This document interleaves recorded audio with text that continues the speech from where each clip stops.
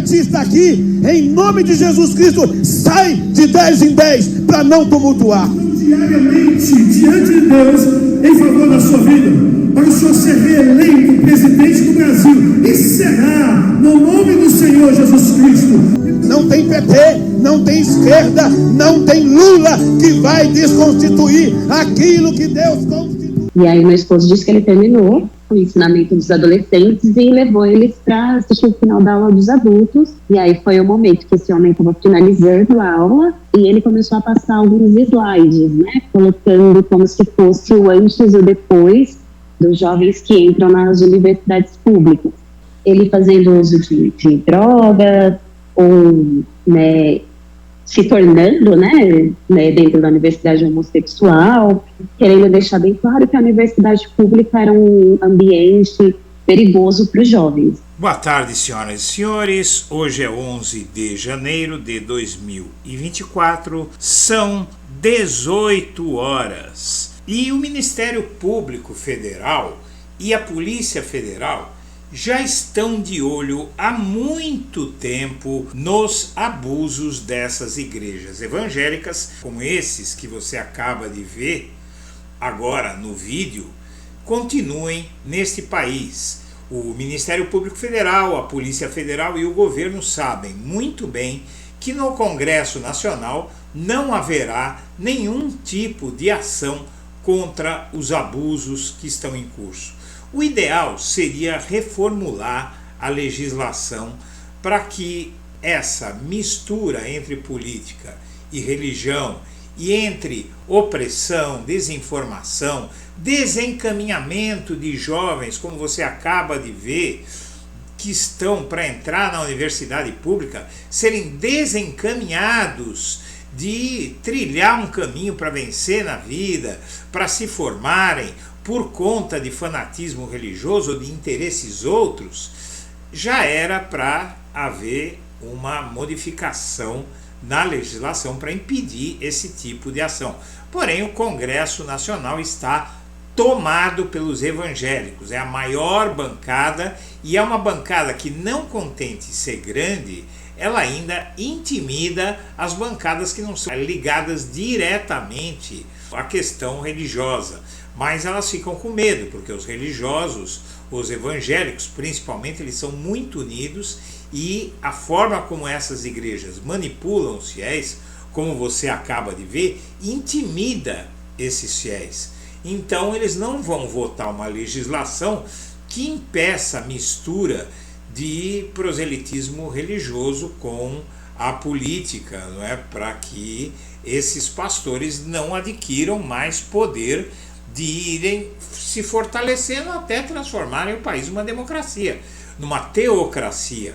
Vai chegar um momento aqui no Brasil em que o país vai se tornar um regime como o do Irã, como o regime dos ayatolás, como os regimes fundamentalistas religiosos que há pelo mundo afora. Então aí o que é preciso fazer é investigar, punir e criminalizar mesmo, porque fatos criminosos existem, esses movimentos e essas igrejas evangélicas, e seja lá quais forem os tipos de igrejas, que estejam oprimindo os fiéis, se locupletando através dos fiéis, explorando os fiéis e desencaminhando. No caso aí nós vimos uma coisa impressionante, que é um pastor desencaminhando os jovens do ensino superior, da universidade pública, o que é o maior dos absurdos. E a justiça finalmente começa a se mexer. A PGR, por exemplo, a nova PGR, acaba de apoiar a manutenção do pastor Feliciano, que é também parlamentar, deputado federal, num processo em que ele é condenado por incentivo à discriminação de LGBTs. O parecer da PGR foi apresentado ao ministro Nunes Marques, que é uma perspectiva meio ruim, mas ele não vai decidir nada sozinho.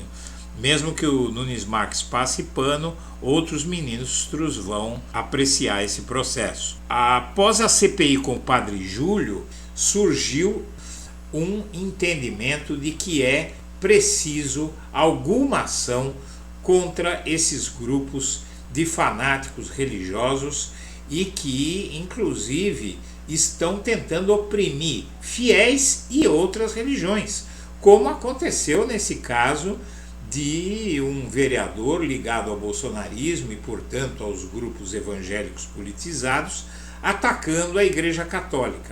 O assunto CPI com o Padre Júlio fez com que a internet pedisse investigação de igrejas evangélicas, e esse ataque ao Padre Júlio, ele tem uma relação de um ataque de uma fé, uma pseudo-fé, porque a religião, a fé evangélica é inquestionável, mas existem alguns picaretas que estão instrumentalizando esse processo.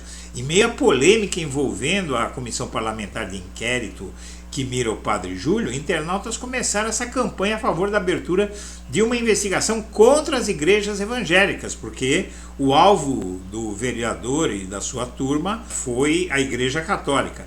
Nas redes sociais, ontem, o assunto CPI das igrejas evangélicas já era um dos mais comentados.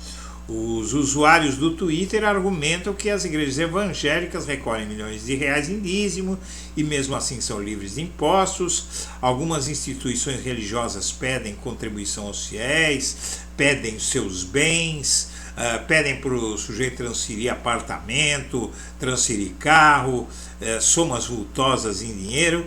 Há tramitando no Poder Judiciário iniciativa para investigar e punir os grupos de fanáticos religiosos que estão cometendo crimes como esses que foram relatados nesse vídeo que você viu no início desta matéria.